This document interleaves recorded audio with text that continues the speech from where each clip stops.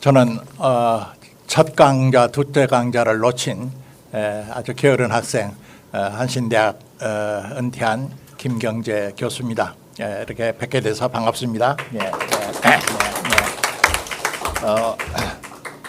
우리 해암신학연구소가 특별히 기획한 금년 봄학기 종교개혁의 역사와 신학 그 인문학 연구 세 번째 3강을 가지고 오늘 모이는 학술 잔치를 하게 됐습니다. 먼저 오늘 이 전체 모임을 위해서 우리 강군한 교수께서 우리 모두를 위해서 또 오늘 이 축제를 위해서 기도와 축복을 해 주시겠습니다. 기도합시다. 은혜로우신 아버지 하나님 감사드립니다. 우리 해암신학연구소에서 해암 아카데미를 열어 종교개혁 500주년 기념 강좌를 시작하게 되었는데 오늘 세 번째 강의를 갖게 되었습니다. 날씨가 의외로 더운데도 불구하고 저희들 건강으로 보호하여 주시옵다가 이렇게 오늘 모두 모일 수 있도록 도와주시고 좋은 강의를 들을 수 있도록 도우시니 감사드립니다. 하나님, 저희들 하는 일들을 도우사 하나님께 영광을 돌리는 일에 힘쓰는 저희들 모두가 되게 하여 주시옵소서. 오늘 강의를 맡으신 이양호 교수님에게 하나님께서 함께하여 주셔서 참 성령으로 도우사 좋은 강의를 하실 수 있도록 건강으로 영력으로 함께하여 주시옵시기를 빕니다.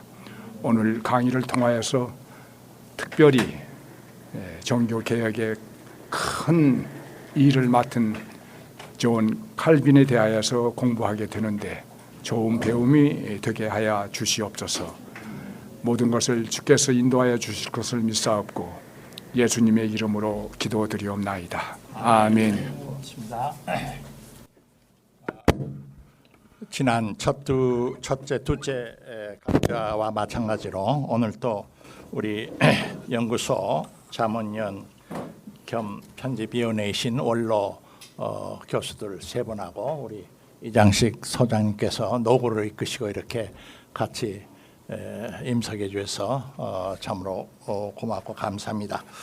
오늘 수고해 주실 이양호 박사님은 여러분이 받으신 자료집에 앞에 소개가 되어 있어서 따로 소개를 안 드려도 여러분이 잘 아실 것입니다. 현재 연세대 명예교수로 계시고요. 오늘 우리 주제에 관해서 가장 심도 깊은 이런 강좌가 아마 근래 보기 드문 우리 학교에서도 신학자들만 모이는 전문 신학학교에서도 이야기되어 보지 못한 주제를 가지고 오늘 말씀을 해 주시겠습니다. 진행을 이렇게 시간 배정을 좀 생각하고 있습니다. 강연자께서 지난번 여러분 소감이 되신 대로 발제자와의 깊은 서로 주고받는 대화를 통한 향연이 됐으면 좋겠다 이런 말씀이 계셔서 우선 발제를 한 50분 내외로 하시고 첫째 발제가 끝난 다음에 발제 열기가 식기 전에 한 20분 정도 발제를 듣는 중에 여러분이 좀 더 알고 싶은 거, 좀 묻고 싶은 거 좀 분명히 하고 싶은 질응답 시간을 한 20분 갖고요. 그리고 이제 4시 20분에서 한 20분 동안 충분한 휴식을 취하겠습니다.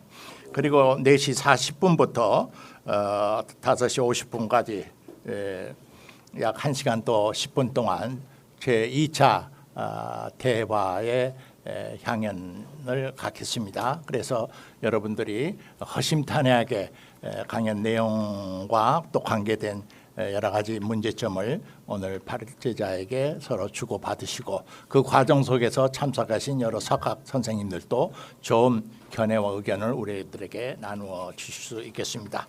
이제 지금부터 이양호 박사께서 약 50분 동안 강연을 하실 때 여러분 뜨거운 박수로 환영해 주시기 바랍니다.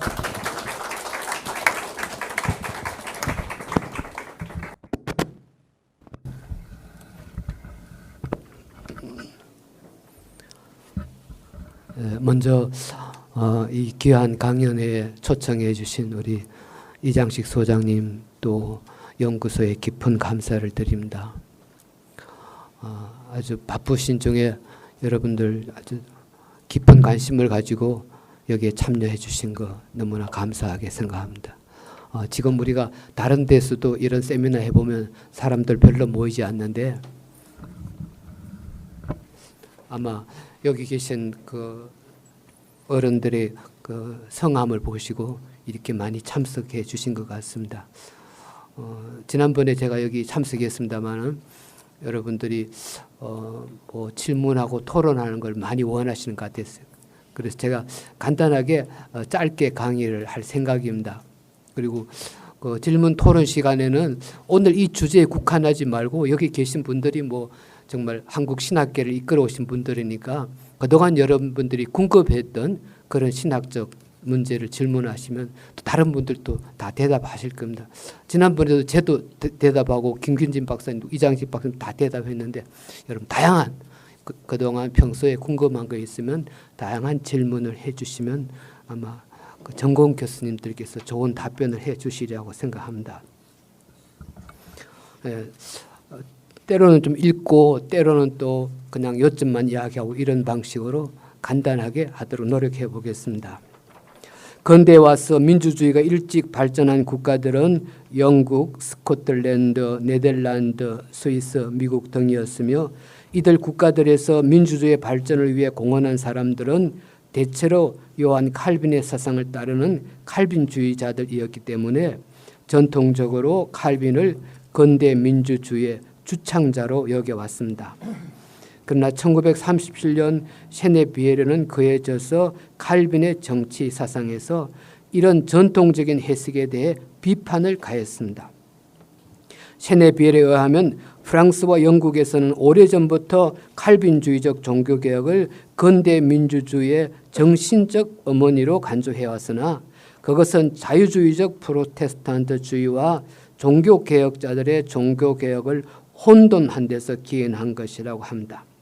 그에 의하면 몇몇 나라들에서 칼빈주의자들이 종교적 소수자로 그들의 자유를 위해 민주주의 발전에 공헌을 한 것은 사실이지만 종교개혁과 근대 민주주의 사회는 10년이 가로놓여 있다고 합니다. 한 저명한 정치 사상사에서도 홀란드, 스코틀란드, 아메리카의 칼빈주의 교회들은 저항의 정당성을 서유럽에 전파한 주된 매개체였다.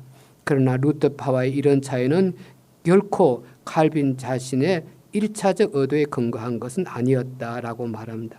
그 밑에 각주가 있는 그 책인데요. 아주 오랫동안 정치 사상사의 교과서로 쓰여온 책입니다. 근데 불행하게도 이 책의 그 창구 문헌을 보면은 셰네비에르만 나오고 있어요. 이 책은 너무 셰네비에르에 의존해서 칼빈을 해석했다고 말할 수 있을 것 같습니다.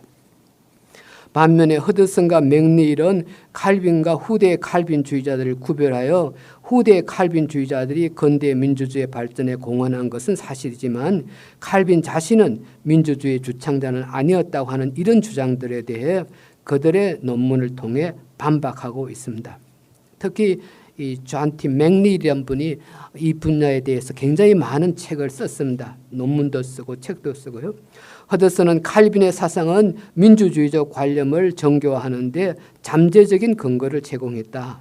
그는 독재에 대한 저항의 근거를 제공했을 뿐만 아니라 그의 사상은 명백한 민주주의적 정치 철학의 구성을 배제하지 않았다. 칼빈주의적 관념은 필연적으로 선택된 자에 의한 정치를 의미한다고 하는 가정은 단순히 허구에 지나지 않는 것이다 라고 말했습니다. 맥니일도 칼빈은 내심에 있어서 정치적 공화주의자였으며 기족정과 민주정의 혼합이라고 하는 칼빈의 관념은 우리의 대의민주주의 개념에 가까운 것이라고 말했습니다. 그의 후기 저서를 보면 정부의 이상적 기초는 시민에 의한 선거임이 분명히 드러난다라고 맥닐은 덧붙입니다. 그 다음에 시민정부의 본질이라고 하는 부분을 보시겠습니다. 칼빈은 기독교 강요 중 정치의 문제를 다루는 장에서 먼저 두 개의 정부를 구별합니다. 이 기독교 강요는 사실 신학책입니다. 신학책인데 마지막 4권 20장에 시빌 가버먼트, 시민정부라는 한 챕터를 넣습니다. 아마 그 당시 다른 사람들도 좀 의아하게 생각하죠. 이 신학책에 왜 이걸 넣느냐. 칼빈은 거기에 대해서 이제 변을 하고 있습니다. 이것이 꼭 필요하다. 인간 안에는 두 개의 세계가 있으며 이 두 세계를 지배하는 왕도 법도 다 둘씩이다.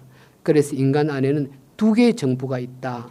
하나는 영적인 정부인데 그것에 의해 양심이 경건과 하나님에 대한 경배를 지도받는다. 다른 하나는 시민 정부인데 그것에 의해 인간은 인간됨과 시민의 의무를 교육받는다. 사실 이 칼빈의 두 정부로는 루터의 두 왕국론에서 기원합니다. 루터에 의하면 하나님께서 세계를 다스리는 방식이 두 가지가 있는데 오른손 영적 왕국인데 영적 왕국을 통해서는 복음과 말씀에 의해서 복음과 사랑에 의해서 다스리고 왼쪽 손은 세상적 왕국인데 여기는 법과 칼로 다스리는 거야. 법을 만들고 법을 안 지키면 칼을 감옥에 가두는 거야. 이것이 루터의 두 왕국론이고 이것을 칼빈이 두 정부론으로 발전시킵니다. 근데 이것이 나중에 미국에 건너가서 정교 분리의 원칙, 국교는 인정하지 않고 정치와 종교는 분리된다는 아주 훌륭한 철학으로 발전하게 되는 것입니다. 지금도 민주주의 국가는 이걸 실현하고 있는데 뭐 이슬람이나 또 인도나 불교에서는 오히려 이제 박해를 받고 있죠. 그래서 종교개혁사 공부하는 제 꿈은 이 정신이 전 세계로 퍼져가서 어느 나라든지 다 자기가 원하는 종교, 자기가 믿고 있는 종교를 자유롭게 믿을 수 있는 그런 세계가 되었으면 좋겠다는 생각을 합니다.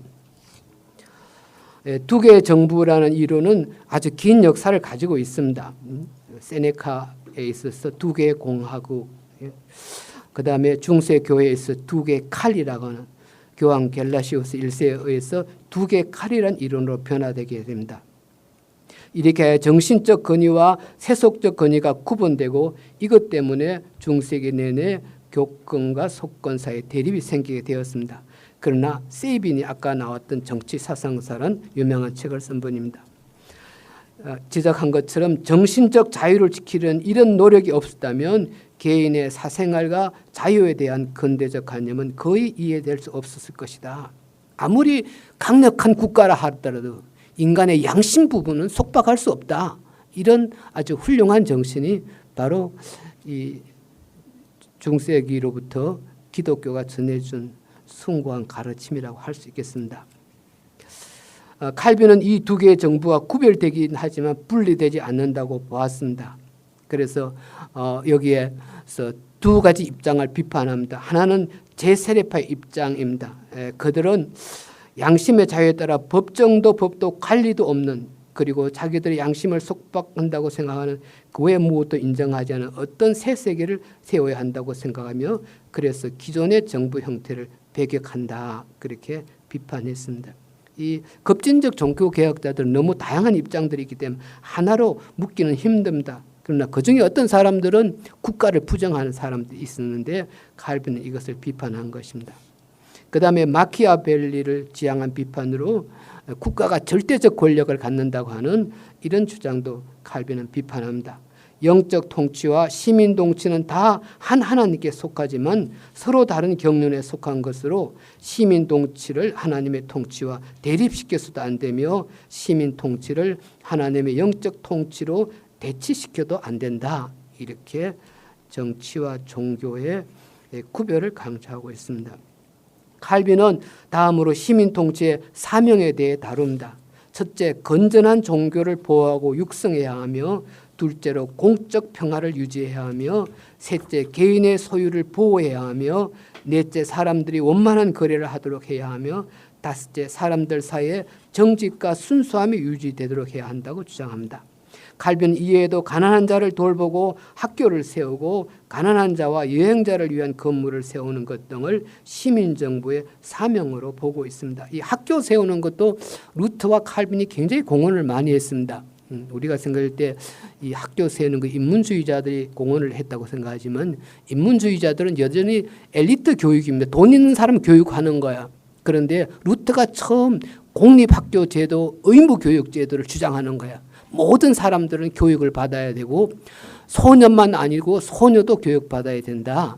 가난한 사람도 교육받아야 되는데 가난한 사람은 국가가 보호해 줘야 된다. 이게 루트와 칼빈의 입장입니다. 이분들이 이 의무교육, 공적 교육에 큰 공헌을 했습니다. 시민 통제의 사명이 이러하기 때문에 관리가 되는 것은 하나님 앞에 거룩하고 합법적인 일일 뿐만 아니라 인간의 직업 가운데 가장 존경할 만한 것이다. 정치라고 하는 건 겉모습을 쓰고 그런 아주 부패한 거다 이렇게 보는 게 아닙니다. 정치인이 되는 것은 인간의 직업 가운데 가장 존경할 만한 일이다 이렇게 주장합니다. 시민정부의 형태라고 하는 부분입니다. 간단하게 말씀드리면은 고대의 플라톤이나 아리스토텔레스에 따라서 크게 세 가지 정부 형태가 있다고 주장되었는데 그것이 군주정, 귀족정, 민주정입니다. 보통 귀족정이라고 번역하지만 그러나 각조 18에 있는 것처럼 이 귀족정은 아리스토크라티아예요. 그래서 칼빈은 글자 본래의 의미대로 옵티마툼 포테스타테 최선의 영어에 옵티미즘이란 말이 있잖아요. 뭐 낙천주의. 옵티무스라는 게 라틴어로 베스트예요. 베스트. 그러니까 최선의 사람들 그 사이에서 베스트맨들을 뽑아서 정치하게 하는 걸 우리가 아리스토크라티아라고 그렇게 칼빈은 이해하고 있습니다. 그런데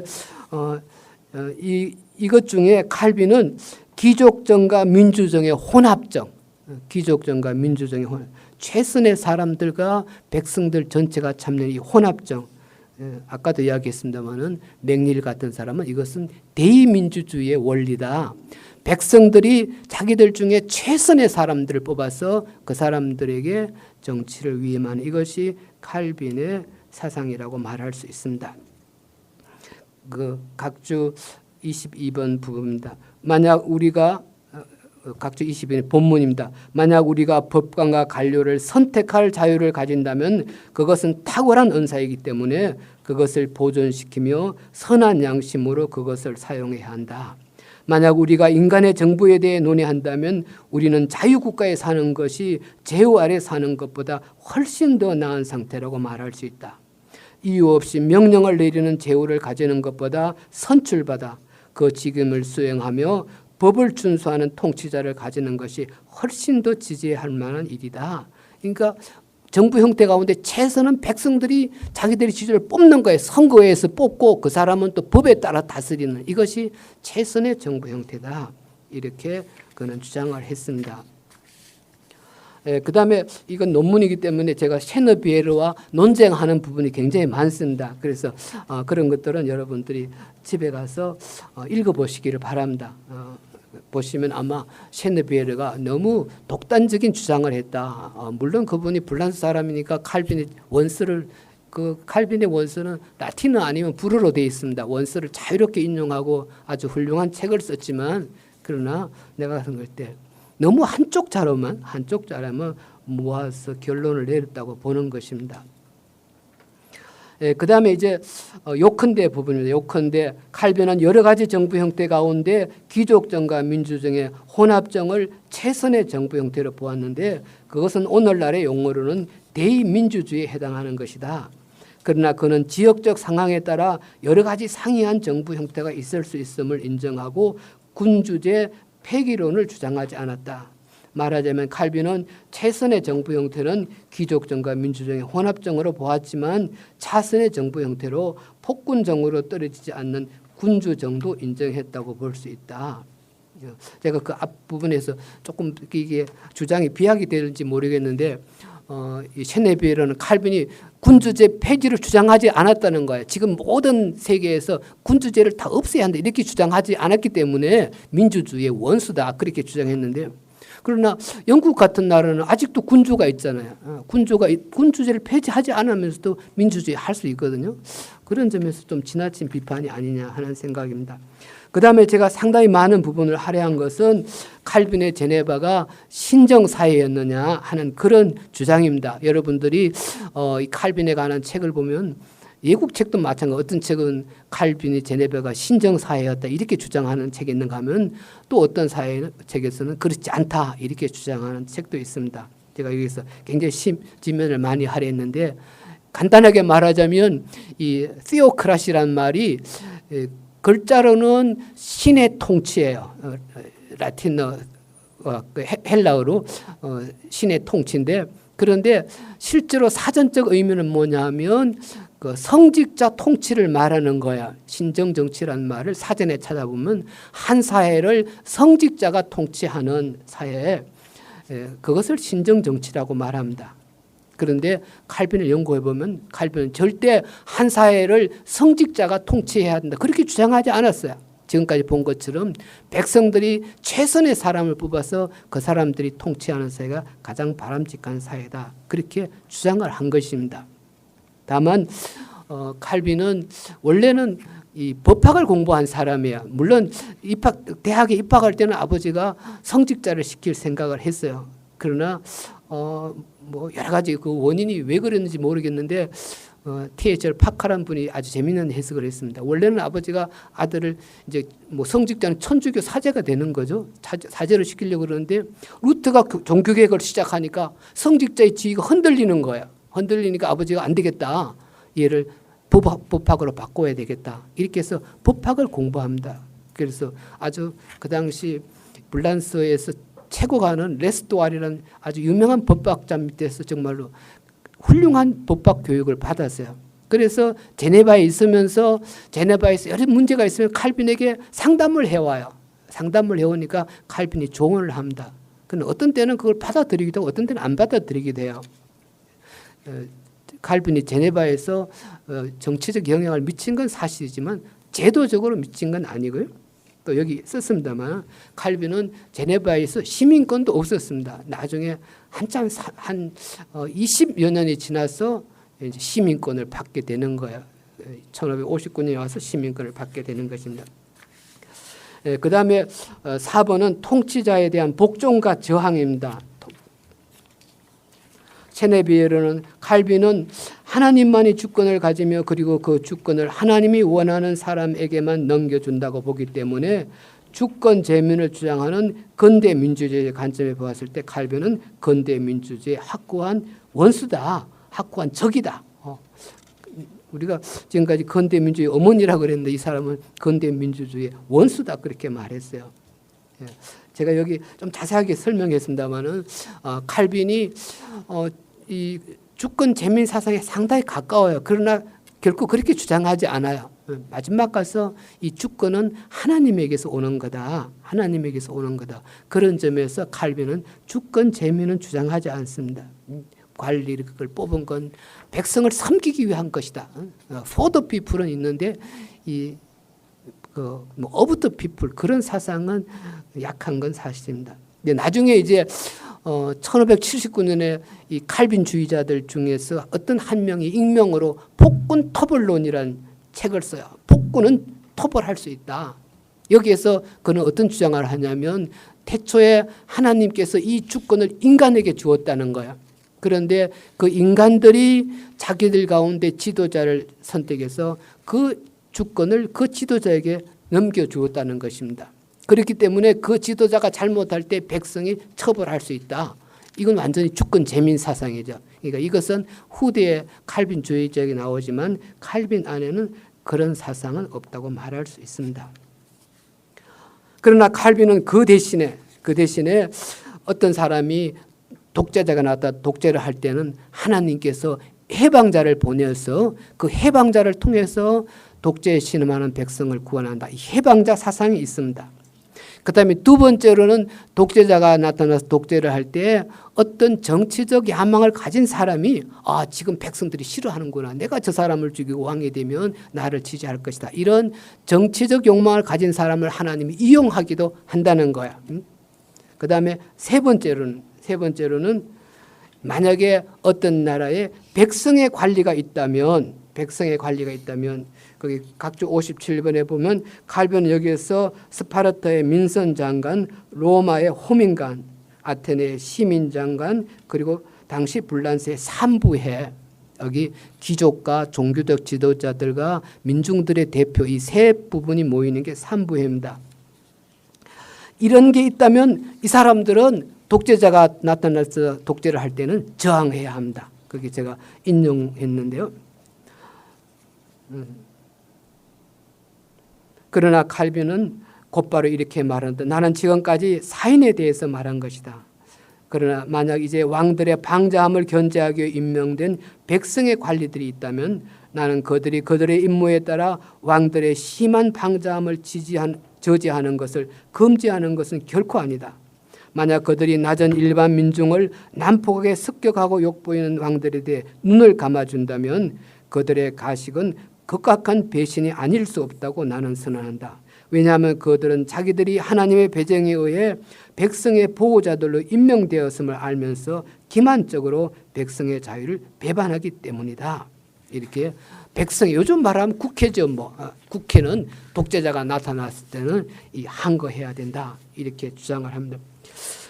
그 다음 페이지입니다. 이와 같이 칼빈은 백성의 관리에게만 저항권을 인정하고 사인에게는 저항권을 인정하지 않았지만 그러나 종교의 문제에 있어서는 사인의 저항권을 인정하고 있습니다. 관리에 대한 복종이 우리로 하여금 하나님에 대한 복종을 떠나게 하는 일이 있어서는 안 된다. 이스라엘 사람들은 왕의 악한 선포에 맹종했기 때문에 정죄를 받았다. 예언자는 백성들이 사악한 왕의 칙령을 받아들인다고 심하게 책망했다. 주님은 왕들 중에 왕이다. 그러므로 주님의 명령 때문에 왕들에게 복종하는 우리가 왕들을 만족케 하기 위해 주님을 불만케 하는 것은 어리석은 일이라고 칼빈은 말합니다. 결혼 부분을 보겠습니다. 영국의 청교도, 스코틀랜드의 장로교도, 프랑스의 위그노, 프랑스는 칼빈주의자들 위그노라 그랬어요. 네덜란드의 베거, 네덜란드에서는 칼빈주의자들 거지들이라고 그랬어요. 이 칼빈주의자들이 항거하니까 그 당시 카톨릭 군주가 지배하는데 그 거지 같은 놈들, 그런 말이 소문이 흘러갔어요. 그래서 그 사람들이 항진할 때 자기들 깃발에다 거지의 주머니를 만들어서 그려서 항진했기 때문에 베거스란 별명에 붙였습니다. 그리고 미국의 필거림 파더, 이들은 모두 자기들 나라에서 민주주의 발전에 지대한 공헌을 했는데 이들 모두가 칼빈의 정신적 후예들인 칼빈주의자들이었습니다. 따라서 칼빈이 근대 민주주의 주창자라는 과정은 자연스럽게 받아들여져 왔습니다. 그러나 전설한 셰네비에르의 저서가 나온 다음 이 문제는 칼빈 연구자들 사이에 적지 않은 논란의 대상이 되어 왔습니다. 우리는 여기서 칼빈이 시민정부에 대해 적극적이고 긍정적인 관념을 가지고 있음을 살펴보았습니다. 그리고 정부 형태에 대해서는 차선책으로 폭군정이 아닌 군주정도 인정했지만 최선의 정부 형태는 민주정과 귀족정의 혼합정부임을 주장했으며 선거에 의해 통치자를 뽑아 통치자가 법에 따라 통치하는 것을 최선의 길로 인정했음을 살펴보았습니다. 그리고 칼빈이 모든 권세는 하나님께 온다고 보았으므로 독재에 대한 국민의 저항권을 인정하지 않았지만 백성의 관리의 저항권은 인정했을 뿐만 아니라 그 권리를 행하지 않는 것을 배임으로 보았음을 살펴보았습니다. 이처럼 우리는 칼빈 안에서 후에 권력 분립으로 표현된 권력의 상호 견제 사상, 후에 대의민주주의로 표현된 민주정과 귀족정의 혼합정부에 대한 사상, 후에 의회의 탄핵 소추권으로 표현된 백성의 관리의 저항권 등 많은 민주주의 사상적 요소를 발견할 수 있었습니다. 칼빈은 사인의 저항권을 인정하지 않았지만 종교 문제에 대한 사인의 저항권을 인정했기 때문에 유럽 여러 나라들에서 칼빈주의자들이 종교 문제로 박해를 받았을 때 저항권의 사용을 당연한 것으로 보고 사용했으며 그것은 바로 민주주의 발전에 지대한 공헌이 되었습니다. 이런 점에서 칼빈이 없었다면 크로멜이 없었어요. 여기 크로멜은 영국의 청교도 혁명 때 청교도 혁명을 이끌었던 올리브 크로멜을 가리킵니다. 라고 말한 벨로크의 말은 상당한 타당성이 있다고 하겠습니다. 말하자면 칼빈의 독재자에 대한 해방자의 사상과 독재자에 대한 백성의 관리의 저항권 사상은 이 크로멜이 의회의 지도자였거든요. 그러니까 백성의 관리에 저항권 사상은 크로멜에게 청교도 혁명을 주도해 나가면서 국왕을 처형할 도덕적 용기를 주었다고 할 수 있습니다. 그다음 이어서 경제사상 부분을 보겠습니다. 독일의 종교사회학자 막스 베버는 프로테스탄트 윤리와 자본주의 정신에서 프로테스탄트 윤리, 특히 칼빈주의적 윤리가 자본주의의 발전에 큰 공헌을 했다고 주장했습니다. 우선 그는 프로테스탄트의 직업 소명설이 자본주의의 발달에 공헌했다고 보았습니다. 루터는 모든 직업을 소명으로 봄으로써 세속적 의무의 수행이 하나님으로부터 부여된 사명이라고 보았다는 것입니다. 그러나 루터는 이 새로운 직업 관념에 잠재해 있는 경제적 가능성을 발전시키지 못하고 오히려 신분 질서를 유지하려는 경제적 전통주의에 복귀했다고 베버는 주장했습니다. 특히 루터가 농민 전쟁을 겪으면서 하나님이 주신 소명이 따로 있다. 농민들은 열심히 농사 짓는 것이지 제후들에게 반항하는 그 농민의 소명이 아니다. 이렇게 전통주의로 되돌아갔다는 것입니다.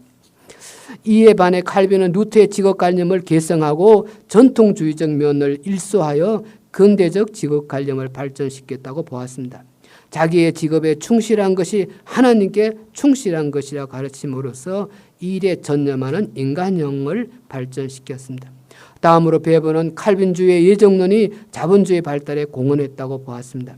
예정론에 의하면 어떤 사람은 하나님으로부터 선택되었고 어떤 사람은 버림을 받았으며 이것은 인간이 돌이킬 수 없는 결정이라는 것입니다. 베버가 이 책에서 아주 재미있는 표현을 씁니다. 하나님께서 어떤 사람을 선택했어요. 그런데 이거는 돌이킬 수 없어요. 중세교회 때만 해도 사람은 성례에 열심히 참여하면 구원받을 수 있어요. 그러나 선택 안 받았으면 성례에 열심히 참석해도 소용이 없는 거예요.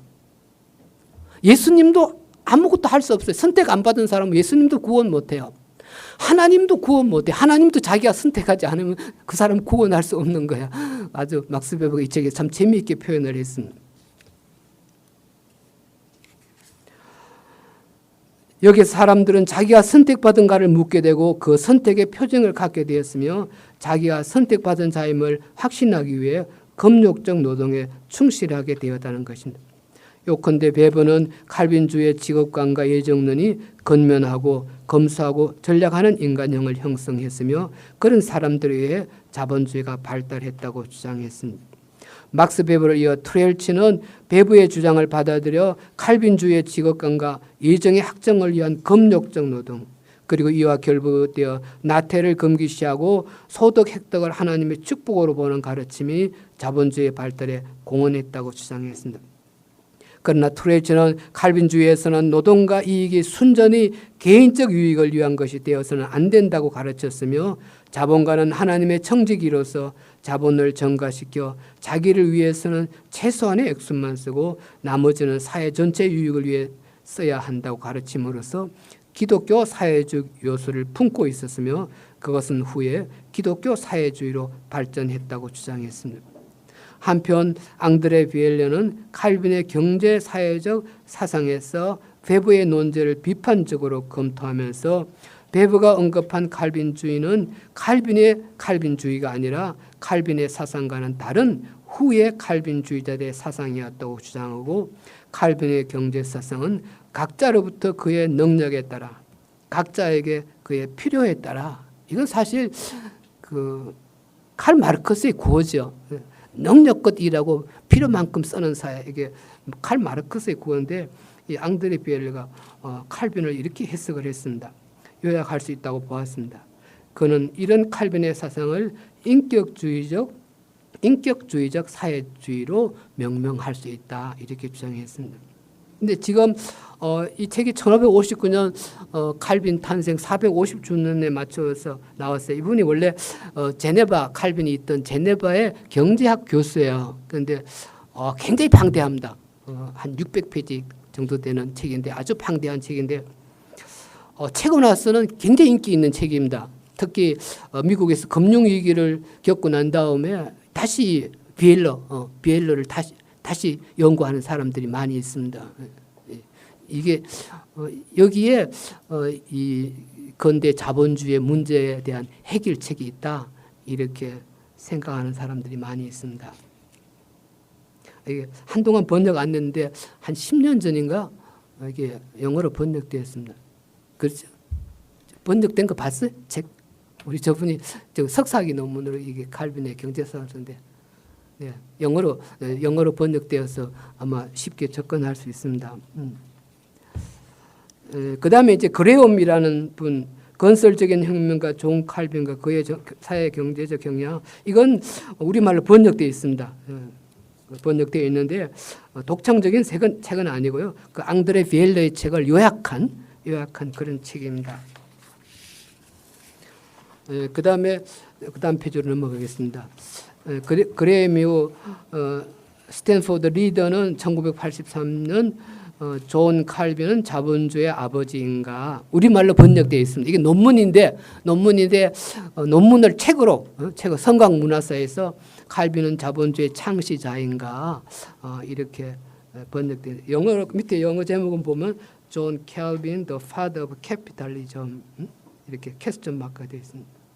제가 석강승 박사한테 묻고 싶은데 왜 자본주의는 어머니라고 아니 민주주의는 어머니라고 그러고 자본주의는 아버지라고 그러는지 잘 모르겠는데 석강승 박사님 뭐 학부 때부터 미국에서 공부하셨으니까 이따가 좀 대답해 주시기 바랍니다. 네, 칼빈의 경제 사상이 자본주의적인가 아니면 기독교 사회주의인가 하는 문제에 대해서 부스마 존 칼빈 하나의 16세기 초상화 우리말로 번역된 책입니다. 존 칼빈. 이 책도 굉장히 논란이 많았던 책입니다. 존 칼빈을 쓰는데 16세기 초상화 보통은 칼빈의 초상화 Portrait of John Calvin 그 T.H.L. 파커 그런 책을 썼어요. 그런데 칼빈의 초상화 그렇게 썼는데 이 사람은 칼빈의 초상화가 16세기 초상화라는 거예요. 칼빈을 그리는 게 16세기 모습을 그리는 거다. 아주 상당히 독창적입니다. 칼빈은 두 가지를 두려워했다는 거예요. 하나는 미궁, 거기 들어가면 나올 수 없는 미궁을 두려워하고 또 하나는 10년, 거기 들어가면 밑이 끝이 없이 떨어지는 이 미궁과 10년을 다 두려워했는. 미국은 우리를 속박하는 거죠.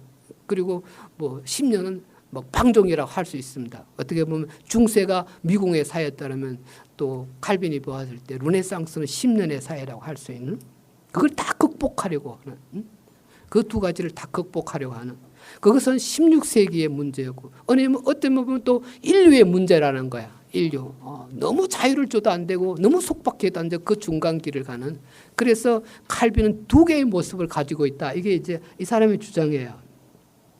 부스만은 칼빈은 한편으로는 사유재산 제도를 옹호하고 사무과 이자를 인정하고 빈부 격차를 용인하고 빈부의 차이에 따라 풍부한 생활과 빈핍한 생활을 하는 것을 받아들이며 노동을 존중하고 게으름과 시간의 낭비를 비판하고 검약을 주장하는 등 자본주의 발달에 공헌 면을 가지고 있으며 다른 한편으로는 개인에 대한 공동체의 우위성을 주장하고 집사들에 의한 사회사업 활동을 장려할 뿐만 아니라 모든 인간은 이웃을 돕는 청지기로 임명되었다고 보는 등 인간의 공동체성을 주장하는 면이 있었다고 합니다. 부스만은 좀 간단하게 다루는데 제가 이걸 조금 더 발전을 시켰어요. 그 앙드레 비엘러 책도 참조하고 칼빈의 주석도 보면서 결국은 제 주장은 칼빈에게는 자본주의적 요소와 기독교 사회주의적인 요소 두 가지가 공존해 있다. 이런 주장입니다. 칼빈의 경제 사상에서 먼저 생각해 보려고 하는 것은 자본주의적인 면입니다. 우선 칼빈은 일부 제세례파가 재산의 공유를 주장한 데 대해 사유재산 제도를 옹호했습니다. 일부 제세례파가 재산의 공유를 주장해요. 그래서 이 사람들은 우선 그 민스터라고 하는 독일의 북부 도시가 있는데 그 민스터를 장악합니다. 장악해서 공산주의 사회를 건설해요. 그러다 결국 제후들의 공격을 받아서 이제 다 해체됩니다. 그다음에 이 사람들이 지금 체코슬로바키아는 아우스테를리츠에 가서 완전한 공산주의 사회를 만듭니다. 거기 들어온 사람은 다 재산을 공유해야 돼요. 공유하고 그다음에 그 위에서 감독이 지정해주는 일을 해야 돼요. 덜에 가서 일하든가 공장에서 일하고 그 사회에서 뭐 의사든 목사든 관계 없습니다. 여기 들어오면 다 노동을 해야 됩니다. 다만 그 공동체가 이렇게 말씀의 종, 우리로 말하면 목사죠. 목사를 뽑고 일상 문제, 우리로 말하면 집사죠. 뽑아서 종교 문제, 세상 문제를 다스리게 하는데 완전히 공동체 생활이에요. 어린애도 나면은 그냥 점만 떼면 기숙사 학교에 보내는 거야. 그래서 부모와 자식 간의 관계를 끊겠다는, 인연을 끊겠다는 거예요. 그렇게 해서 모든 사람들이 형제 자매가 되는 계급 없는 사회를 만들겠다. 이분들이 그 아우스트랄리아에 있다가 또 러시아에 갔다가 그 다음에는 미국 사우스테크에 있다가 지금은 카나다에 가 있다 그래요. 이 후트라이트 커뮤니티 이를 지도했던 분이 후트란 분인데 그래서 후트라이트 커뮤니티라 그러는데 아직도 남아 있는 사람들입니다. 제세례파에서는 에덴 동산과 신천지에는 사유재선이었고 교회의 원형인 예루살렘 원교회는 재산의 공유를 실시했기 때문에 참된 교회가 되려면 재산을 공유해야 한다고 주장했습니다. 에덴 동산에 뭐 아담과 하와 두 사람만 살았는데 사유재산, 공유재산 따로 있어서 같지는 않습니다만 또한 그들은 예수님이 자기를 부정하고 모든 소유를 버리고 예수님을 따르고 했기 때문에 사유재산을 포기해야 한다고 주장했습니다. 이에 대해 칼빈은 사유재산제는 인간이 타락한 후 하나님이 정해준 제도라고 주장했습니다. 각 개인이 자기의 사유재산을 소유하도록 허락하는 시민적 질서가 문란되지 말아야 한다. 왜냐하면 재산의 소유권이 인간들 사이에 구별되고 개인적이 되는 것은 인간들 사이에 평화를 유지하기에 필수적이기 때문이다. 이렇게 하나님이 각자의 몫을 나누어 주었어요. 안 그러면 힘 있는 사람이 다 가지려고 할 것 같으니까 나누어 주었다는 거예요. 예루살렘 원교회가 공유재산 제도를 택했다는 제세례파의 주장에 대해서 칼빈은 사도행전에서 밭을 팔아 그 값을 바친 두 사람을 특별히 언급하고 있는데 그렇죠? 바나바하고 아나니아 삽비라만 언급하고 있어요. 만일 모든 사람이 재산을 바쳐 재산을 공유했다면 이 두 사람을 특별히 언급하지 않았을 것이라고 반론을 펴니다. 바나바를 굉장히 칭찬했는데 만약 다 재산을 팔아서 바쳤다면 바나바만 특별히 칭찬하지 않았다. 그래서 칼빈은 예루살렘 원교회는 재산을 공유한 것이 아니라 다만 신앙이 돈독한 신도들이 재산을 팔아 구제할 정도로 열성을 보였다고 해석했습니다. 그래서 칼빈은 이렇게 말합니다. 광신주의자들 때문에 이 구절 사도행전 2장 44절에 대한 건전한 해석이 필요하다. 그들은 재산의 코이노니아를 주장하는데 그것의 모든 시민적 질서가 전복된다. 이 시대에 제세례파가 소요를 일으켜왔다. 왜냐하면 그들은 각자의 재산을 한 덩어리로 모아놓고 모든 사람이 그것을 공동으로 소유하지 않는다면 교회가 존재하지 않는다고 생각하기 때문이다. 종교개혁가들은 교회의 표지가 뭐냐? 그것은 말씀과 성례다. 이렇게 그렇게 말했는데 이 사람들은 교회의 표지가 뭐냐? 공유재산 제도야. 공유재산을 하면 그건 교회고 그렇지 않으면 진정한 교회가 아니라고 보는 것입니다. 칼빈은 시편 주석에서 구제 활동을 할 때 자기 것으로 어느 정도 구제할 수 있는지 합리적으로 계산할 것이며 지나친 구제 활동으로 가족을 공궁에 빠뜨린 일이 있어서는 안 된다고 경고하기도 했습니다. 우리 아주 경건한 목사님 중에는 내 주머니에 있는 거 다 불쌍한 사람 도와주고 왔다. 그렇게 말했는데 이 칼빈의 문장을 보면 그렇게 하면 안 돼요. 자기 가정 먹여 살리고 생각하고 구제를 해야 되죠. 칼빈은 사유재산 제도를 옹호함과 동시에 부의 편제를 인정했습니다. 재산의 불평등은 하나님의 섭리에 따른 것이라고 보았습니다. 하나님이 어떤 사람에게 재물을 많이 준 것은 부유함 속에도 교만에 빠지지 않고 가난한 사람들에 대한 사랑을 갖고 도와주는지를 시험하기 위한 것이며 어떤 사람을 가난하게 한 것은 가난 속에서도 하나님을 원망하지 않고 감사하며 살아가는지를 시험하기 위한 것이다. 이렇게 어떤 사람에게 재산을 많이 주고 어떤 사람은 적게 둔 것은 그 사람을 시험하는 거예요. 많이 준 사람에게는 사랑을 테스트하는 거예요. 많이 받고 이웃을 불쌍하면 도와주는지 적게 받은 사람은 그 어려움에도 불구하고 감사하며 살아가는지 감사를 테스트하는 것이다. 이렇게 보았습니다. 제세례파는 재산의 공유가 그리스도인의 사랑의 표현인 것으로 본 데 반해 칼빈은 재산을 공유하면 그리스도인의 사랑의 실천 자선을 행할 수 없다고 보았습니다. 이 관계에 의해 성취되는 일에는 아무도 선한 양심으로 구제할 수 없게 되는 것이라고 칼빈은 말했습니다. 또한 칼빈은 공유재산 제도를 택하면 인간들이 일하기 싫어하고 나태해지는 것으로 생각했습니다. 이건 칼빈이 잘 예언한 것 같아요. 결국 공산주의 사회가 망한 게 이것 때문에 망한 거라고 볼 수 있죠. 칼빈은 수도원의 재산의 공유에 대해 이렇게 비판했습니다. 수도사들은 아무것도 자기 것이라고 하지 않기 때문에 사도들의 규칙을 지킨다고 말하는데 그들의 뻔뻔스러움은 우스꽝스러운 것이다. 그들은 아무것도 팔지 않고 가난한 사람이 있어도 전혀 관심을 보이지 않으며 그들의 게으른 배를 가난한 자들의 피로 채우며 재산의 공유에 관심을 가지는 것은 온 세상이 굶주린다 하더라도 다만 자기들은 풍만하고 사치스럽게 생활하기 위한 것일 뿐이다. 칼빈은 소유의 불평등을 인정함과 동시에 생활의 불평등도 인정했습니다. 우리는 부자가 빈자보다 더 잘 사는 것이 잘못되었다고 할 정도로 평등을 주장하지는 않는다.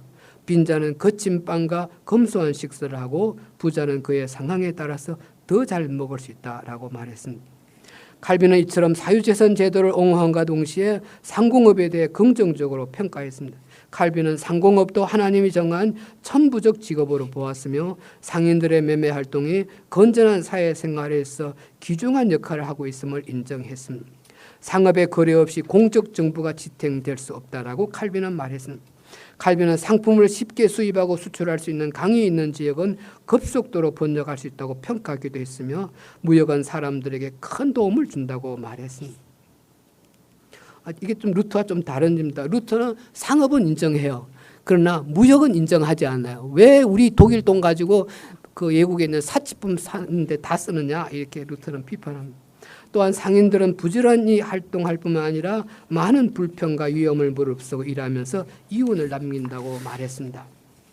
칼빈은 상공업을 긍정적으로 평가함과 동시에 이자를 받는 것을 허용했습니다. 당시 가톨릭 교회는 원칙적으로 이자를 못 받게 했어요. 그 근거는 두 가지예요. 하나는 성경, 구약 성경에 보면 이자를 받지 말라고 되어 있습니다. 그리고 또 아리스토텔레스의 철학에 하면 돈에는 정식성이 없어요. 곡식씨를 땅에 뿌려두면 나중에 가을이 되면 뭐 60배, 100배로 늘어나요. 증가해요. 그런데 돈은 장롱 속에 100만 원을 10년 넣어놔도 불어나지 않아요. 그렇기 때문에 이자를 받아서는 안 된다 이렇게 주장했습니다. 이게 암브로시오스와 크리소스톰이 이 아리스토텔레스 일을 받아들였습니다. 칼빈의 비판을 보겠습니다. 돈은 돈을 낳지 않는다고 한 성 암브로시우스와 크리소스토모스의 이론은 내 판단으로 너무 피상적이다. 바다가 무엇을 낳는가? 땅이 무엇을 낳는가? 나는 집을 빌려주고 수입을 얻는다. 거기에서 돈이 자라기 때문인가? 그리고 우리가 말할 수 있는 어떤 다른 소유에서보다 상업에서 돈이 더 결실이 있지 않은가? 농지를 빌려주고 지대를 받는 것은 합법적이고 돈을 빌려주고 그 열매를 받는 것은 불법적이란 말인가? 상인들은 어떻게 그들의 이윤을 얻는가? 그들의 노력에 의해서라고 말할 것이다. 확실히 돈을 금고 속에 넣어두면 열매를 내지 못한다는 사실은 아동들도 알고 있음을 나는 인정한다. 이건 뭐 교회가 가르칠 필요 없고 어린애들도 금고 속에 돈 넣으면 불어나지 않는다는 걸 안다는 거야. 그러나 우리에게 돈을 빌려달라고 하는 자는 이 돈을 한가하게 간직하여 아무 소득도 얻지 않으려고 하는 것이 아니다. 이유는 돈 자체로부터 오지 않으나 그러나 그것이 유통됨으로써 온다. 돈이 상업에서 유통됨으로써 이윤이 붙는다는 거야. 프랑스에서는 칼빈주의자들에게 신앙의 자유를 주었던 낭트 칙령이 루이 14세에 폐지되고 칼빈주의자들이 프랑스를 떠나게 되었을 때 그 당시 투레느라고 하는 곳에서 무두질 공장이 400에서 54로, 배터리 8,000대에서 1,200대로, 견직기계가 4만 대에서 4,000대로, 제분기가 700대에서 70대로 줄었다고 하는 통계가 남아있는데 이것은 상공업에 종사하는 사람들이 칼빈의 가르침을 선호했음을 잘 보여주는 것이라 하겠다. 이게 이 통계가 아주 이 막스 베버의 주장을 지지해주는 아주 좋은 통계였는데 그 밑에 제가 각주를 달았습니다. 그런데 필립 베네딕트라는 분이 다른 통계를 만들었어요. 필립 베네딕트는 제네바 대학교의 종교사 교수입니다. 제네바 대학 교수인데요. 그는 그 영어로 된 논문에서 프랑스 도시인 몽펠리에의 1605년부터 59년까지 상황을 연구했습니다. 그 도시는 칼빈주의자들과 가톨릭 교인들이 숫자가 거의 비슷해요. 그는 칼빈주의자들이 가톨릭 교인들보다 더 많은 부를 축적한 증거를 찾을 수 없었다 그래요. 숫자는 비슷했는데 개신교인들이 천주교인들보다 훨씬 더 잘 살았다. 그런 다 비슷했다는 거야. 그런 점에서 막스 베버의 주장은 잘못이다. 이 사람이 그렇게 비판을 합니다. 필립 베네딕트가. 그런데 이분이 부정하지 않는 건 이자 받는 문제에 있었으면은 칼빈의 가르침이 독특했다. 그 전에 중세교회도 받지 말라고 했지만 사실은 이자가 허용되었어요. 허용되었지만 이렇게 아주 공식적으로 신학적으로 이자 받는 걸 신학적으로 보정한 사람은 칼빈이다. 그건 인정하지만 자기 연구로는 막스 베버의 주장이 옳았다고 볼 수 없다.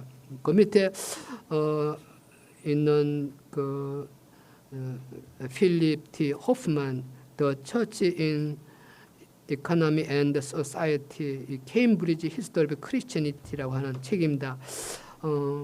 이 케임브리지 대학교 출판부가 2000년을 보내면서 2000년 동안의 교회사를 한번 다시 살펴보자. 그래서 전 세계 한 300명의 학자들한테 한 챕터씩 부탁을 했어요. 그래서 이 9권으로 된 새로운 교회사 책을 만들었어요. 그러니까 그 한 챕터 한 챕터는 그 분야의 세계 최고 가는 사람한테 부탁한 거예요. 그게 필립 T. 호프만이라는 분이 바로 이 현대에 있어서 교회와 경제 사회 문제를 연구하는 아주 대표적인 분이에요. 그래서 그분에게 맡겼는데 그분은 이 필립 베네딕트의 이 논문에 근거해서 베버의 논제는 잘못된 것이다. 이렇게 결론을 내렸어요. 그런데 저는 좀 성급한 결론이라고 생각합니다. 칼빈의 이런 사상의 정념을 억제하고 이성을 따르라는 스토아적 인문주의 정신에 근거한 금육주의적 기상과 합리주의적 사고가 결부되어 칼빈의 사상은 베버가 말한 자본주의의 형성에 크게 기여한 것이 사실입니다. 그레엄은 막스 베버를 비판하면서 막스 베버가 칼빈주의자라고 인용한 벤자민 프랭클린을 비칼빈주의적 케이크 교도의 세속한 아들이라고 혹평했습니다. 왜 이렇게 벤자민 프랭클린을 혹평했는지 알 수가 없는데요. 벤자민 프랭클린이 미국 돈에도 나오는 사람이잖아요. 미국에서 그렇죠. 굉장히 존경받는 분인데 그래요. 아까 제가 생각한 건설적 혁명가 칼빈이라고 하는 그 아주 앙드레 비에를 잘 요약한 책인데요. 막스 베버의 인용에 의하면 프랭클린은 이렇게 말했습니다. 프랭클린의 말입니다. 시간은 돈이라는 것을 기억하라. 당신의 채권자가 당신의 망치 소리를 새벽 5시나 저녁 8시에 듣는다면 그는 지불기일이 6개월이나 연장된데도 만족해야 할 것이다. 5실링 가치에 상당하는 시간을 허비하는 자는 5실링을 상실하는 것이며 5실링을 바닷물에 버린 것과 마찬가지다. 열심히 일해야 돼. 그냥 빈둥빈둥하면 돈을 바닷물에 버리는 것 같다는 거야. 칼빈도 이렇게 말했습니다. 우리는 일하기 위해 태어났다. 하나님은 우리가 이 세상에 살고 있는 동안 게으르기를 원하지 않는다. 왜냐하면 하나님은 인간들에게 손발을 주었고 산업을 주었기 때문이다. 우리에게 할당된 짧은 삶의 시간을 볼 때 우리는 나태석에 빈둥빈둥 지내는 것을 부끄러워해야 한다. 칼빈은 병석에 누워서도 제자들에게 구술하여 저작 활동을 계속했습니다. 병문안을 왔던 사람들이 안타깝게 여겨 좀 쉬라고 건면하면 마지막 숨을 쉴 때까지 하나님의 일을 하겠다고 대답했습니다. 죽는 순간까지 최선을 다해 일하는 삶은 칼빈과 칼빈주의자들의 가르침이자 삶이었다고 할 수 있습니다. 칼빈은 시간을 아껴 일할 것을 강조함과 동시에 검소하고 전략하는 삶을 강조했습니다. 칼빈은 하나님은 우리에게 검소한 생활과 절제를 요구하며 무절제하고 사치스러운 생활을 금한다고 말했습니다. 그는 성경에 나오는 마리아와 마르다 이야기에 대해 수도사들이 마치 그리스도가 사색적 활동과 활동적 생활을 비교한 것인 양 이 구절을 강조한 것은 어리석다라고 중세적 해석을 비판합니다. 이게 중세 버나드의 해석이에요. 마르다는 세속적인 생활을 상징해요. 마리아는 수도원적 생활을 상징해요. 그래서 예수님께서 수도원적 생활을 높이 평가했다. 이게 해석인데 칼빈은 마르다의 잘못은 손님 접대를 위해 지나치게 준비한 것이었으며 그리스도는 오히려 전략과 간소한 식사를 좋아했다라고 말합니다. 예수님 마르다 찾아가서 한두 가지면 족하다. 그 한두 가지가 뭐겠느냐? 반찬을 말한다는 거예요. 음식 한두 가지면 족하다고 말씀한 거예요. 이게 칼빈의 해석인데 상당히 새로운 해석입니다. 요컨대 칼빈이 사유재산을 인정하고 상공업과 상공업상의 이윤과 사업자금의 이자를 긍정적으로 평가하고 건면하고 검소한 삶을 강조한 것은 막스 베버가 말한 칼빈주의자들의 가르침과 다르지 않으며 이런 요소들이 자본주의 발달에 큰 공헌을 했다고 할 수 있을 것입니다. 그 다음에 기독교 사회주의적 요소입니다. 이와 같이 칼빈은 개인의 자유성을 강조하는 자본주의적인 면을 주장한 반면 사랑의 사회성을 강조하는 기독교 사회주의적인 면을 주장했습니다. 칼빈은 사유재산제는 신적 제도이긴 하지만 전술한 것처럼 기금을 형성하여 곤란에 처한 사람들을 도와서 풍부한 사람도 없고 결핍한 사람도 없는 공동체를 만드는 것이 주님의 뜻이라고 가르쳤습니다. 칼빈은 빈부의 격차를 인정했지만 전설한 것처럼 우리의 재물은 가난한 사람을 위해 사용해야 한다고 주장했습니다. 하나님이 우리에게 선을 행할 기회를 주려고 하지 않는다면 왜 이 세상에 빈곤이 있게 하였는가? 따라서 우리가 어떤 사람은 부하고 어떤 사람은 가난한 것을 볼 때 운명의 탓으로 돌리지 않는다. 하나님이 인간의 용기를 시험하기 위하여 이 세상에 덧없는 재물을 불공평하게 분배해 준다. 불쌍한 사람 도와주는 거 굉장한 용기가 필요하다는 거예요. 만일 어떤 사람이 그의 도움을 필요로 하는 사람들에게 선행을 행한다면 이것은 좋은 증거이다. 그리고 칼빈은 가난한 사람들은 하나님이 우리에게 보낸 수납인이다. 하나님의 그의 수입을 거두기 위하여 수납인 혹은 대리인들을 보냈기 때문이다. 우리가 옛날 어렸을 때는 이 세금 받는 사람들이 세금 받으러 다녔는데 칼빈은 가난한 사람들은 하나님이 보낸 수납인으로 그렇게 해석합니다. 칼빈은 나태한 삶을 비판하고 건면성을 주장했지만 노동을 하나님의 은총에 대한 감사의 응답으로 보았습니다. 노동은 하나님의 사랑에 감동하여 하나님을 사랑하고 이웃을 사랑하는 구체적 행위라고 본 것입니다. 그래서 일하지 않는 것은 하나님의 사랑에 대한 배신입니다. 중세 신학에서는 행위와 구원이 수단과 목적에 관계 있습니다. 인간은 행위를 수단으로 구원이란 목적을 달성할 수 있습니다. 그러나 종교개혁자들의 가르침에서는 구원과 행위가 원인과 결과의 관계에 있었습니다. 먼저 하나님의 은총에 의해 의롭다함을 받고 그 결과로 선한 삶이 나온다는 것이었습니다. 행위와 구원이 수단과 목적에 관계에 있을 때 행위가 없으면 구원에 이르지 못할지언정 비난의 대상은 되지 않습니다. 나는 구원받고 싶지 않다. 그러면 선행 안 해도 되는 거야. 그러나 구원의 행위가 원인과 결과에 관계에 있을 때 행위가 없으면 배신이 되고 비난의 대상이 된다. 칼빈에게 있어서 노동은 하나님의 구원의 은총에 감격하여 하나님과 이웃에 대해 봉사하는 것이며 그래서 일하지 않는 것은 하나님의 은총을 저버리는 것입니다. 노동을 단순히 생계를 위한 수단으로 본다면 노동하지 않더라도 비난의 대상이 되지 않는다. 그러나 칼빈처럼 노동을 하나님의 은총에 대한 응답으로 보면 일하지 않는 것은 비난의 대상이 되는 것입니다. 칼빈은 일을 강조했지만 그것은 공익을 위한 일이에요. 그냥 무조건 일한다고 되는 것이 아니라 사회를 위한 일이어야 한다. 그렇게 주장을 했습니다. 또한 노동이 하나님의 은총에 대한 응답이기 때문에 칼빈은 일자리를 빼앗는 것보다 더 나쁜 일이 없다고 말했습니다. 그래서 그런 점에서 칼빈은 제네바 시당국이 사업을 벌렸더라도 실업자들에게 일자리를 마련해 줘야 한다고 겁니다. 지금 우리나라 청년 실업 문제가 아주 심각한 문제인데요.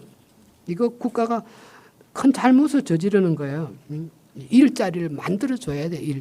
칼빈은 시당국이 사업을 벌렸더라도 일자리를 만들어라 그렇게 말했습니다. 칼빈은 노동을 하나님에 대한 응답으로 보기 때문에 임금을 하나님의 기프트로 봅니다.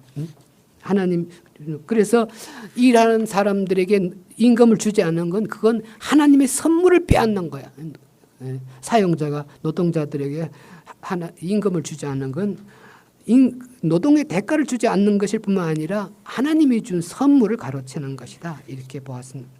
칼빈은 상업활동을 인정했지만 부정직한 계양, 불량한 계략기구, 매점, 매석, 독점, 폭리 등을 신랄하게 비판했습니다.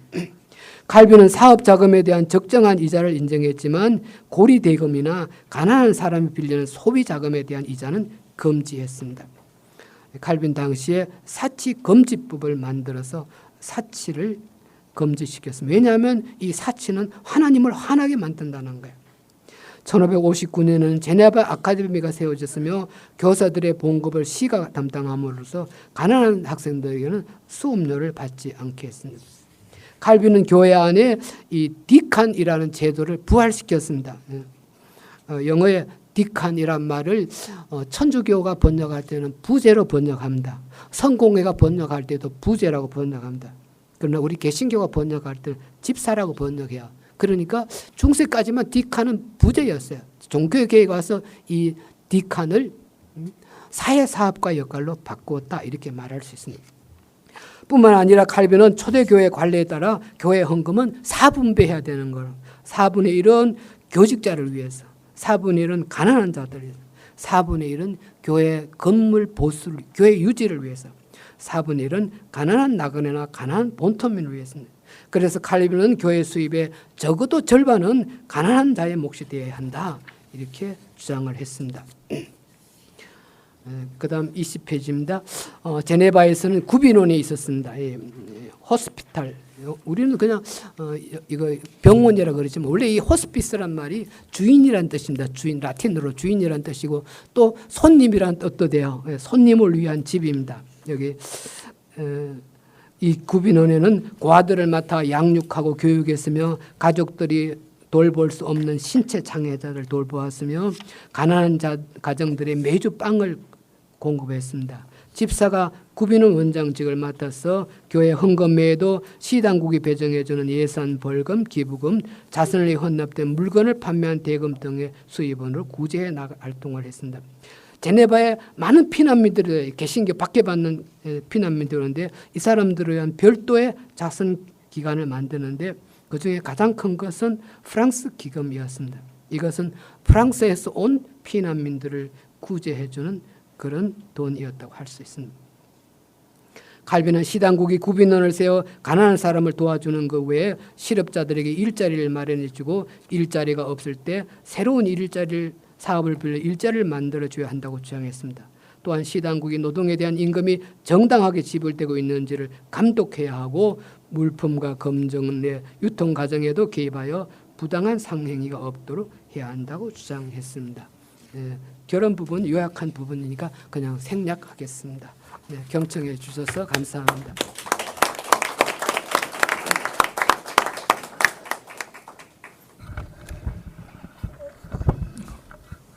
대단히 감사합니다. 여러분 소감이 어땠어요? 한국에는 장로교가 개신교 중에서는 강하고 장로교들은 칼빈을 종파의 교파의 대부로 삼는다고 그렇게 주장들 하는데 칼빈주의 하면 그동안 아주 극도의 경직된 뭐 근본주의의 5개 항목과 같은 어떤 근본주의 교리적인 어떤 극단적 신앙 신조주의를 연상을 그동안 했던 것도 숨길 수 없는 것인 것 같습니다. 오늘은 이 박사께서 이렇게 풍요하게 그렇지 않다. 칼빈이라고 하는 적어도 루터와 함께 종교개혁을 초창에 이끌었던 이 위대한 하나님의 영적 지도자가 정치 사상이나 경제 사상에 있어서 오늘 우리가 들어도 오늘의 우리 인류 문제를 해결할 지혜가 거기서 나올 수 있을 정도로 풍요하고 깊고 다양한 사상이 있다고 하는 것을 알려주신 데 대해서 진심으로 감사하고 저 자신은 참으로 새롭게 들었습니다. 내용이 너무나 풍부하고 많기 때문에 많은 논의할 거리가 있고 그렇습니다. 그래서 지금 앞으로 한 15분 내지 20분간 휴식 취하기 직전에 이 강의가 열기가 식기 전에 이건 꼭 좀 알아보고 싶다 혹은 전체 코멘트 늦은 소감은 이렇습니다 하는 등등의 자유로운 코멘트도 좋고 소감도 좋고 질의도 좋습니다. 한 15분에서 20분 미만의 시간을 갖고 휴식 시간을 갖겠습니다. 프로에서 먼저 하셔도 좋고요. 우선 준비하시는 동안 앞자리에 귀한 선생님들이 오셨는데 아마 서광선 선생님은 장로교 교회에서 목사 안수를 늦게 받으시느라고 미국에서 박사학위 하고 오셔서 장로교 한국에 있는 장로교 신학교에 다시 들어가서 신학 수업 받고 목사 받으신 분이거든요. 먼저 서왕선 박사님의 소감을 좀 듣겠습니다.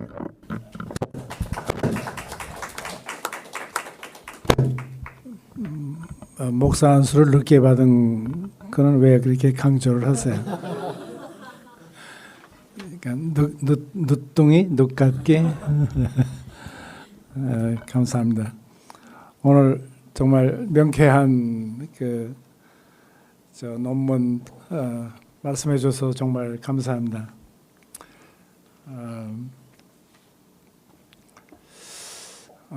저는 역시 칼빈의 정치 신학이 대의민주주의의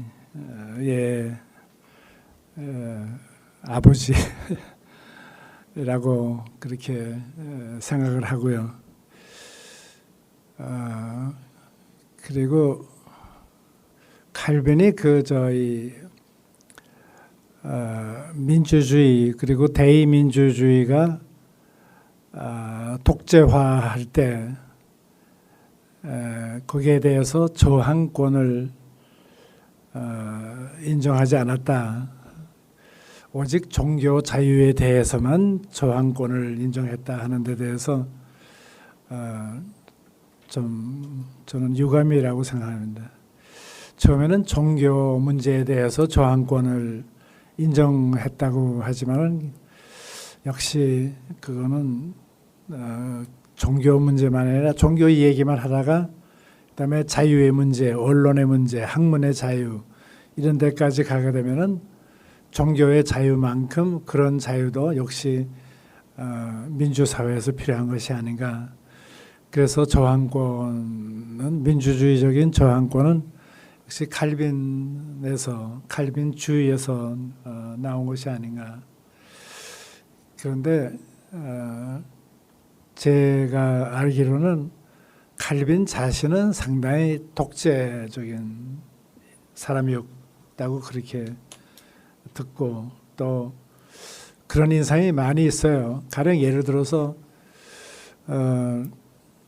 이 양반이 제네바 동리를 이렇게 걸어 다니다가 어느 집의 부엌에서 찬송 소리가 저희 주부가 찬송을 불렀대요. 그 소리를 듣고 들어가서 막 화를 내면서 아니 거룩한 찬송을 갖다가 더러운 부엌에서 여자가 불렀냐 하고서 막 야단을 쳤대요. 야단뿐만 아니라 불을 받을 직전이었다고 그런 거 보면은 칼빈은 굉장히 저희 사진을 보게 되면 이렇게 굉장히 날카롭게 생겼고 그리고 남자 중심의 가부장적인 우리나라 교회 목사님처럼 무서운. 근데 우리나라 저도 장로교 목사지만 장로교 목사들이 거의 다 칼빈 흉내를 내는 것 같은 잘난 척하고 말이죠. 그리고 여자 교인들 무시하고 여자는 목사 안수 받을 수 없다. 부엌에서 설거지만 해라.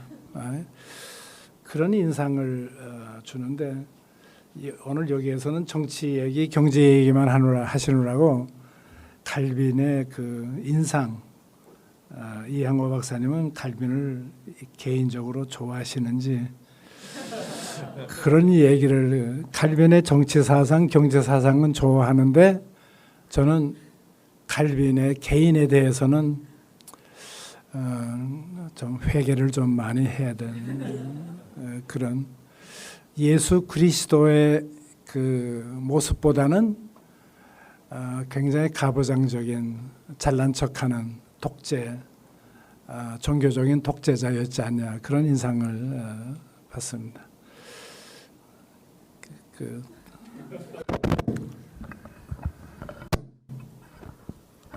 네.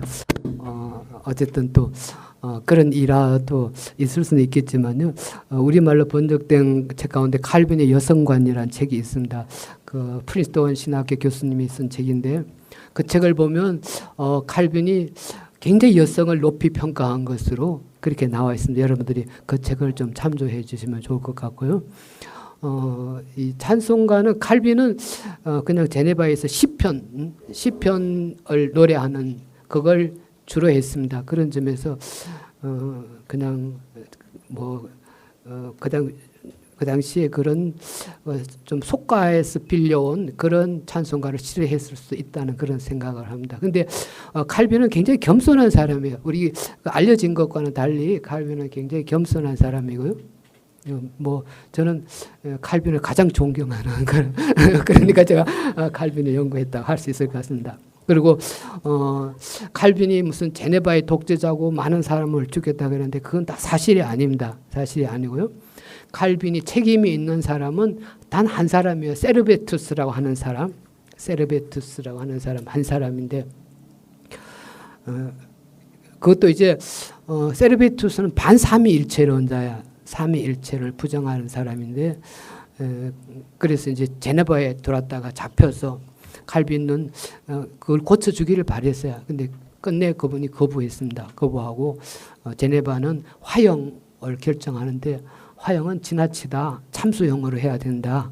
여러분들 생각할 때 화형이나 참수형이 똑같다고 생각할지 모르지만 그 당시에 뭐 토마스 모어 같은 아주 유명한 분도 참수형 당하고요. 스코틀랜드의 메리 여왕 같은 분도 다 참수형 당합니다. 그러니까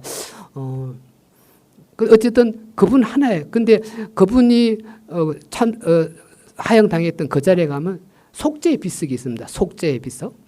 그게 그분이 1553년 10월 27일에 세상을 떠났는데 350주년인 1903년 10월 27일에 칼빈주의자들이 거기에 속죄의 비석을 세웠어요. 그 내용은 뭐냐면 우리가 이 칼빈의 오류를 정죄하면서 속죄하는 비석을 세운다.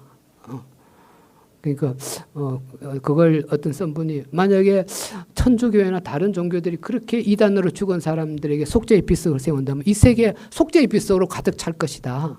그렇지 않겠어요? 얼마나 많은 사람이 중세에 죽었는데 그래서 그런 건 조금 오해된 칼빈이 제네바에 독재를 했고 많은 사람을 죽이고 아까도 말했습니다만 칼빈은 선거권도 없어요. 시민권이 없으니까 투표권도 없는 거예요. 1536년에 들어갔는데 1559년에 비로소 시민권을 죽기 5년 전에 받아요. 그래서 그런 건 좀 우리가 잘못된 칼빈의 인상이 아니냐 이런 생각을 한 우리 서강선 박사님도 칼빈을 좀 좋아하기를 바랍니다. 좋은 학술 토론은 서로 디베이트가 강해합니다. 뭐 서 선생님의 칼빈에 대한 인상과 이 박사의 개인의 호불호가 꼭 같아야 할 건 없지요. 그러나 아마 전공자는 이쪽이시니까 서강선 박사의 그동안 고정관념을 좀 더 연구를 해보셔야 하지 않을까 하는 생각이 듭니다. 그러나 민중신학자답게 서강선 박사는 대단히 중요한 문제를 제기해 주셨습니다. 소위 에브라임 링컨의 표현으로 말하면 민주주의 by the people, for the people, of the people 중에서 마지막 오늘날 그 소위 대의민주주의 정치 시켜면서 국회의원들이 제 역할을 못할 때 오늘날 시민들은 시민들의 직접적 참여 민주주의를 주장하는 시대가 되었는데 그 당시에 16세기 칼빈 시대의 시대적 상황을 우리가 감안을 해야겠지만은 적어도 칼빈은 루터보다는 시민 그리고 교회 회중에 대한 존경과 신뢰를 가졌지만 그럼에도 불구하고 한 정치적 사회의 변혁과 혁명에 있어서 직접적 시민 봉기 내지 시민 비판 참여에 대해서는 소극적이었다. 그 점은 역시 서왕 선생님이 지적해 준 점을 우리가 앞으로 좀 더 연구하고 토론을 해야 할 것입니다. 이제 프로에서 한 번 더 질문하시든지 소감을 말하세요. 여러분들. 네, 말씀하세요. 기독일보의 김기진 기자라고 합니다. 강의 잘 들었고요. 칼빈에 대해서 이제 이제 똑똑하셨던 분이고 현대사 조금만 더 크게 말씀해 주세요. 저 뒤에. 현대사에서 적용될 부분들이 굉장히 많구나 그런 걸 느꼈어요. 아까 정치 부분에 대해서 얘기를 하실 때 이걸 좀 질문을 해야겠다고 생각을 했었는데 얼마 전에 그 선거가 있었고 이제 기독자유당이 굉장히 좀 바람을 일으켰었어요. 근데 그 사람들이 들고 나왔던 경우에 대해서는 동성애하고 그리고 이제 동성애 그리고 그 이슬람이었습니다. 그거를 가지고 좀 어느 정도 바람을 일으켰는데 물론 실패는 했지만 칼빈 입장에서 동성애하고 그리고 이 이슬람에 대해서 어떻게 생각을 했을까 그런 것도 좀 궁금하고요.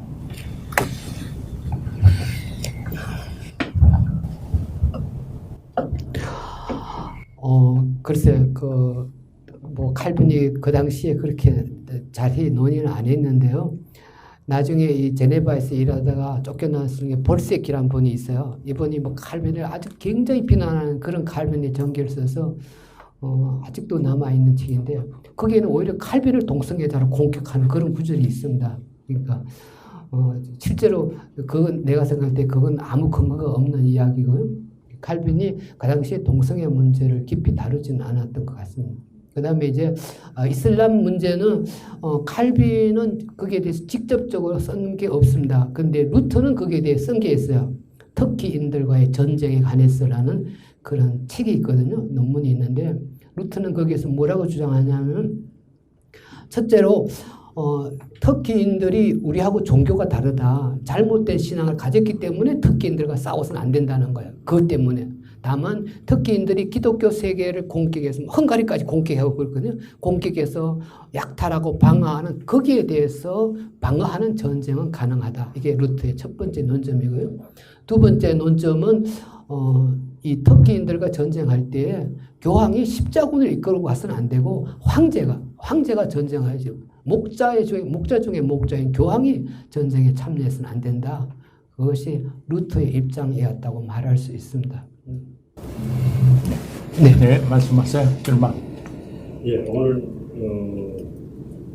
아까 그 by the people, for the people, of the people 중에서 칼빈에게서 of the people, 주권 재민 사상은 천명되지 않았다라는 점을 지적해 주셔서 굉장히 보통 때 잘 발견할 수 없는 걸 알려주셔서 굉장히 감사하게 생각합니다.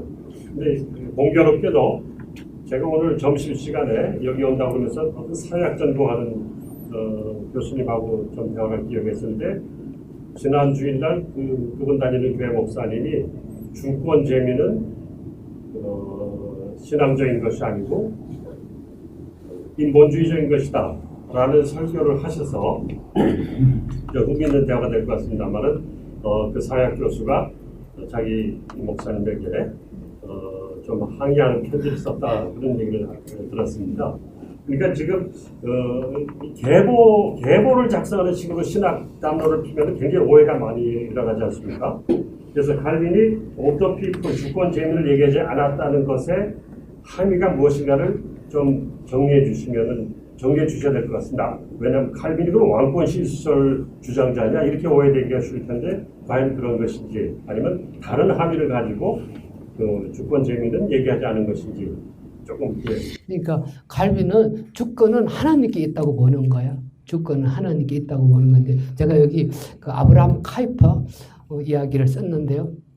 아브라함 카이퍼의 주장은 뭐냐면 이 불란스의 주권 재민 사상은 불란스 시민혁명 때 나온 거거든요. 네, 불란스 그 사상이나 그 다음에 그 해겔이 말한 이 주권은 국가에 있다고 하는 이 사상 이게 다 위험하다는 거예요.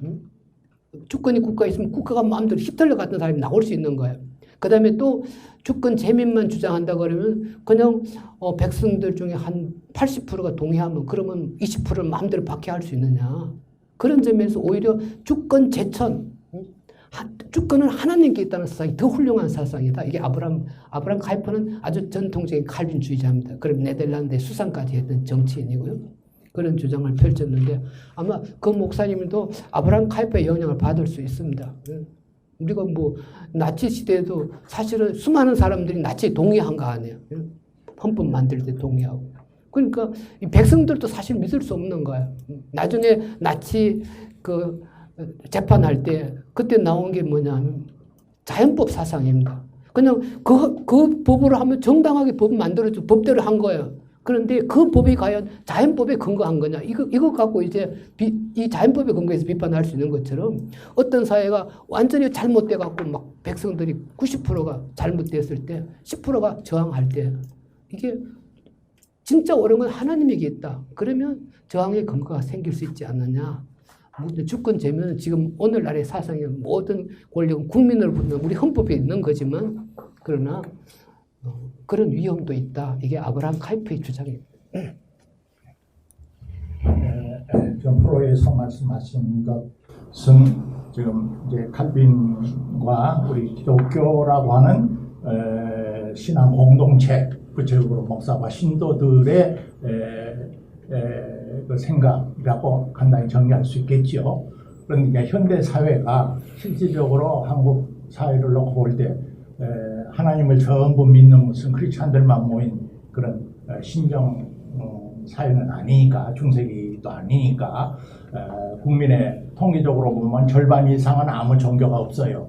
그리고 종교를 갖고 있다는 사람이 약 50%인데 그 중에 이제 기독교, 개신교와 가톨릭을 합해서 약 30% 정도 됩니다.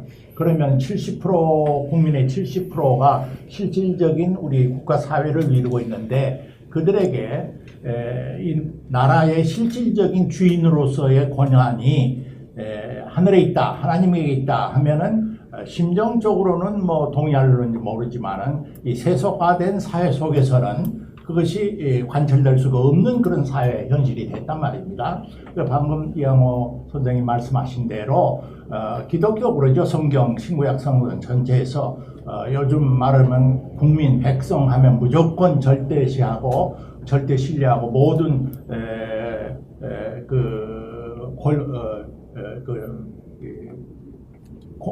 정당성의 마지막 고르처럼 생각하는 일 하지는 않지요. 기독교가 가지고 있는 인간의 연약함, 죄성을 보니까요.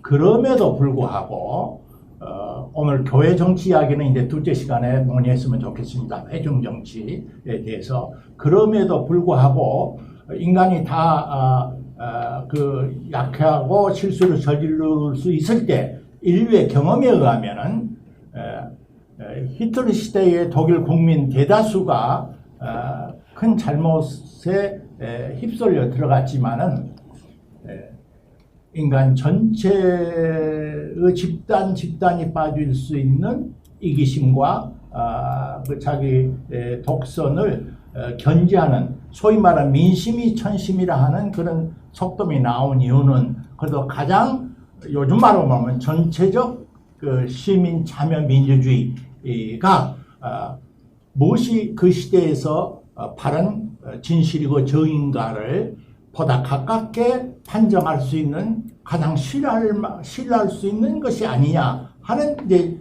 확신과 신념의 현대인들은 지금 다가 있단 말입니다. 그러나 이제 우리 교회 안에서는 목사님이나 크리스찬들은 아까 말한 대로 주권 제천이나 모든 주권은 하나님에게 있다. 그런 이제 말씀이 가능한 거지요. 제 말이 사회자로서는 많아서 미안합니다.